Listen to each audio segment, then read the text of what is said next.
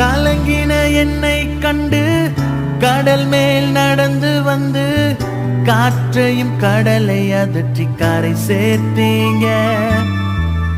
கலங்கின என்னை கண்டு கடல் மேல் நடந்து வந்து காற்றையும் கடலை அதற்றி கரை சேர்த்தீங்க. அற்ப விசுவாசம் நிறைந்த என் வாழ்க்கையில அற்புதம் செய்பவராய் வந்து விட்டீங்க.